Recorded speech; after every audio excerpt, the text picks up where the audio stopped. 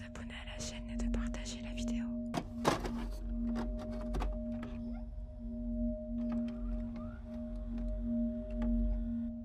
Il est des événements dont on ne parle pas, mais qui devraient défrayer la chronique. L'histoire que je vais relater s'est passée à Diourbel, une ville du Sénégal. Aram avait grandi très vite, peut-être trop vite. À peine âgée de 14 ans, elle circulait déjà dans un corps de femme. C'était une fille, comme on dit, bien éduquée, qui obéissait à ses parents. Elle n'avait pas fait les bancs, c'est-à-dire qu'elle n'était jamais allée à l'école des Blancs. Mais elle savait faire le ménage et la lessive, préparer à manger et puiser de l'eau. À quoi sert une jeune fille sinon à cela, disait son père qui, du reste, ne s'occupait que des garçons à qui il inculquait son métier de cordonnier. Tout se passa bien dans la vie d'Aram, jusqu'au jour où elle commença à avoir ses menstrues. Ces périodes étaient accompagnées de terribles douleurs. Jamais une femme de sa famille n'en avait connu de telles. Elle se tordait et pleurait, en proie à d'atroces douleurs lancinantes. On dit que les maux de tête sont bons pour les hommes, les maux de ventre bons pour les femmes. Mais dès comme ça, aucune femme n'en voudrait. Sagar, sa mère, n'arrivait plus à dormir. Elle était persuadée qu'il y avait quelque chose d'anormal. Aucune mère n'est insensible au mal qui touche son enfant. Elle l'avait emmenée au dispensaire et à l'hôpital. Les infirmiers et docteurs ne pouvaient la soulager. Une amie lui avait alors conseillé de consulter le guérisseur Madou Dialan. On ne savait pas grand-chose de cet homme, sinon qu'il venait d'un des pays de la sous-région, et qu'il aurait des pouvoirs surnaturels. D'aucuns disaient qu'il était Mossi, d'autres Aoussa. Il semblait avoir longtemps vécu au Sénégal, vu qu'il parlait bien le Wolof, même s'il avait un fort accent. De profondes balafres sillonnaient ses joues, ce qui lui donnait un air farouche qu'accentuaient ses gros yeux rouges et sa barbe broussailleuse et grisonnante. On ne badinait pas avec lui. Il avait loué une chambre au quartier Kershek, où ses patients allaient le consulter. Il s'était fait, dans la ville, une réputation de grand guérisseur. Quand la médecine dite moderne s'avérait impuissante, on allait le voir. Sagar et Aram le trouvèrent assis sur une natte devant sa chambre, à l'ombre d'un acacia, un éventail à la main. C'était en début d'après-midi. Le soleil battait son plein. Il n'y avait personne d'autre dans la cour. Il portait un boubou ocre galonné de petits miroirs et de coris, signe qu'il était un mystique. Un bonnet rouge couvrait son crâne et une queue de buffle trônait sur ses jambes croisées. À son cou pendaient des gris-gris de toutes sortes. « Assalam alikoum » fit Sagar avec une légère flexion des genoux. Madou Dialan cracha, devant lui, les miettes de cola qu'il avait dans la bouche.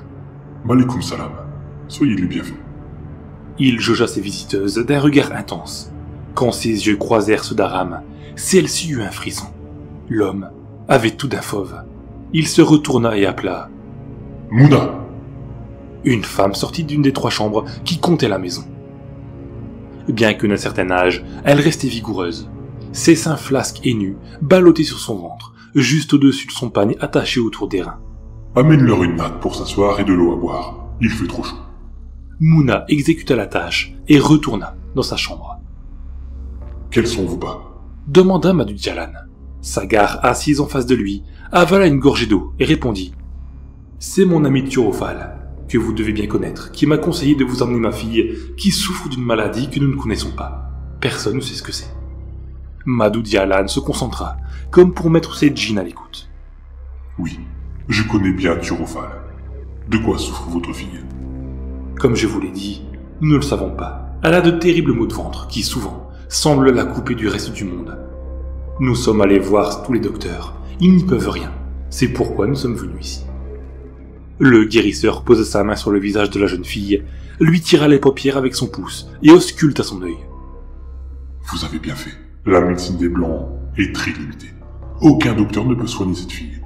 Je vais voir ce que je peux faire. » Il se leva et secoua sa queue de buffle à sa gauche, puis à sa droite, en marmonnant quelques mots que ses visiteuses ne comprenaient pas. Elle sentait seulement qu'il s'adressait à des êtres invisibles. Il entra dans sa chambre et ressortit, un instant plus tard, avec une petite corne et une lame de rasoir.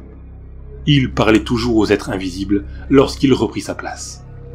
Il ordonna à la fille de soulever sa marinière et de se coucher sur le flanc, sur la natte. Il lui tâta le ventre avant d'y faire 2 petites incisions avec la lame de rasoir. Là-dessus, il posa la corne et aspira avec sa bouche placée au bout de la corne trouée. La corne s'accrocha au ventre de l'adolescente, telle une ventouse. La mère regardait, attentive. Puis, Madou Dialan bourra sa pipe, qu'il alluma, et se mit à tirer des bouffées de fumée, tout en continuant son dialogue avec les êtres invisibles. De temps en temps, il secouait affirmativement la tête ou disait « ce qui montrait qu'il recevait les informations dont il avait besoin. Aram ne bougeait pas, Sagar restait silencieuse. Il s'écoula un long moment avant que le guérisseur n'enlevât la corne. Dedans, il y avait des caillots de sang noirâtre. Triomphalement, il les montra à la mère. « Voilà ce dont souffre votre fille. » Aram, toujours allongé sur le flanc, et sa mère aux yeux écarquillés, restèrent accrochés à ses lèvres. Il prit tout son temps pour examiner les caillots de sang, puis il ralluma sa pipe. Un silence plein de suspense régna, interrompu par les que Madou Dialan lâchait de temps en temps. Brusquement, il planta la corne dans la terre, versa une poignée de sable sur la blessure de la jeune fille et déclara « Des jeans et des rabs sont dans son ventre. » « Que me dites-vous » s'exclama Sagar en plaçant sa main devant sa bouche, comme pour contenir son désarroi. « Oui, il y a des jeans et des rabs dans son ventre. » confirma Madou Dialan. Pauvre fille, elle n'avait que 14 ans. Elle resta médusée, se demandant ce qui lui arrivait. Au moins, on connaissait le mal. Il ne restait plus qu'à trouver le remède. Madou Dialan laissa de la fumée sortir de ses narines, secoua sa queue de buffle et s'ébroua en éternuant. « Dieu m'est témoin, cette fille est possédée, mais je vais la soigner. » Sagar souffla de soulagement. « Je ne compte que sur vous, » lui dit-elle. « Il faut qu'elle revienne ici demain, à la même heure, seule. Si vous assistez à l'opération, les jeans et les rabs, une fois chassés de son ventre, iront se réfugier dans le vôtre. Aucun être humain ne doit être présent. » Son ton était catégorique, autoritaire. On n'affronte pas un tel personnage. Sagar comprit qu'elle n'avait rien à lui objecter. « Elle doit amener un poulet rouge et 3000 francs. » dit le guérisseur avant de rallumer sa pipe. Il ferma les yeux, conversant toujours avec des êtres invisibles. Le lendemain, Aram débarqua chez lui, avec un poulet rouge aux pattes attaché et 3 billets de 1000 francs. Elle était seule. Il l'attendait dans sa chambre. « Entre, ma fille, » dit-il, quand il l'entendit saluer devant la porte. Aram poussa le rideau et fit un pas hésitant. Il faisait un peu sombre dans la pièce, l'unique fenêtre étant fermée. Il y avait de fortes odeurs de fumée de tabac, d'encens et d'autres herbes. Il faisait aussi chaud que la veille. Au mur étaient suspendus des gris-gris, des crânes d'animaux et d'autres objets bien étranges. Elle tremblait, la jeune fille de 14 ans. « Avance !» lui cria la voix rauque de Madou Dialan. « Et referme la porte derrière toi. » Elle n'avait qu'à obéir. Elle posa le poulet par terre et referma la porte. Il prit l'argent qu'elle lui tendait et la fit s'asseoir sur le lit à côté de lui. Elle tremblait toujours, la pauvre fille. Madou Dialan secoua sa queue de buffle et s'assit à même le sol. Il avait l'air grave et préoccupé. Il réprimanda des êtres invisibles, puis se mit à tracer des traits sur le sable qui tapissait le sol de sa chambre. Aram ne savait pas où se mettre. Madou Dialan, s'exprimant dans une langue incompréhensible qui devait être celle des jeans, tira un panier qui se trouvait sous le lit. Il souleva le couvercle et sortit un gros serpent. Non venimeux. Aram, affolé, se roula en boule sur le lit, avec un cri étouffé. Madou Dialan sourit. « Voici Daruka, le redoutable. C'est un djinn qui s'est métamorphosé en serpent. C'est mon associé. Lui seul peut te sauver. » Aram se faisait toute petite au coin du lit, tout contre le mur. Elle regardait avec angoisse le reptile qui se mouvait dans les mains du guérisseur. « Dakura !» dit Madou Dialan. « Oui », répondit le serpent, d'une voix étrangement humaine. « Cette personne en face de toi est-elle du sexe masculin ou féminin ?»« Féminin. »« Peux-tu la soigner ?»« Oui. » Aram eut l'impression que c'était Madou Dialan qui jouait au ventriloque, mais elle n'était pas en état de penser. Pour elle, c'était la première fois qu'elle entendait la voix d'un djinn. L'homme lui ordonna de se dévêtir. Elle enleva sa marinière et croisa ses bras sur sa poitrine, pour cacher ses seins. « Enlève tout !» dit le guérisseur. Obéissante, elle se dévêtit complètement. Il lui ordonna, en brandissant le serpent, de s'allonger sur le lit. Elle était couchée sur le dos, les pieds touchant le sol, les jambes écartées. Madou Dialan le voulait ainsi. Il remit le serpent dans le panier, qu'il referma. Il égorgea le poulet et le tint ferme pendant qu'il gigotait, laissant le sang couler sur les seins, le ventre et les cuisses de la jeune fille qui transpirait de peur. Il prépara un breuvage qu'il mit dans une petite calebasse et lui dit de tout boire. Quand Aram eut fini de boire, elle se sentit ailleurs, entre le sommeil et la veille. Elle ne savait plus où elle était. « Quoi qu'il arrive, lui dit Madou Dialan, n'ouvre pas les yeux. Et si tu as mal, ne crie surtout pas, car si tu le fais, Dakura sera en colère et te mordra. Il est dangereux quand il se met en colère, très dangereux. Il va entrer dans toi et chasser les djinns, et les rabs que tu as à l'intérieur. Et à un moment donné, tu le sentiras cracher son venin.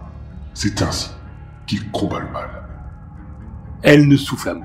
De toute façon, elle ne se rendait presque compte de rien. Elle s'endormit. Quand elle se réveilla quelques heures plus tard, elle fut horrifiée de voir tout ce sang sur elle. Elle ne savait pas si elle saignait ou si c'était le sang du poulet. « Ne dis rien à personne, » lui ordonna Madou Dialan. « Même pas à ta mère. Si tu racontes quoi que ce soit, Dakura ne pourra plus te soigner et tu passeras le reste de ta vie avec des djinns et des rabs dans ton ventre. Reviens dans une semaine avec un autre poulet. » Ainsi, chaque semaine, Aram s'amenait avec un poulet et Dakura faisait son travail. Un matin, Sagar arriva chez le guérisseur avec 2 poulets. « C'est pour vous remercier, dit-elle, car depuis 4 mois qu'elle vient ici, ma fille n'a plus de maux de ventre. Par contre, elle me fait penser à une femme enceinte. »« Ce n'est rien, répondit Madou Dialan en éclatant de rire. Ce n'est rien du tout. Les djinns sont soufflés dans son ventre avant de sortir. Cela arrive souvent. Il n'y a pas à s'inquiéter. Dans quelques jours, elle sera tout à fait normale. » Ce fut la dernière fois qu'on vit Madou Dialan dans cette ville. Mouna, à qui on demandait des explications, répondait « Il est parti comme il est venu. Il me doit encore 5 mois de loyer. Et je vous jure qu'il n'a même pas eu la gratitude de me remercier pour tous ces poulets que je cuisinais pour lui. » Un beau jour, la jeune Aram accoucha d'un bébé qui ressemblait beaucoup à Madou Dialan. C'était un garçon. On l'appela Ndiogu Fama. Et l'on dit de lui qu'il était l'hybride d'un djinn et d'une arabe.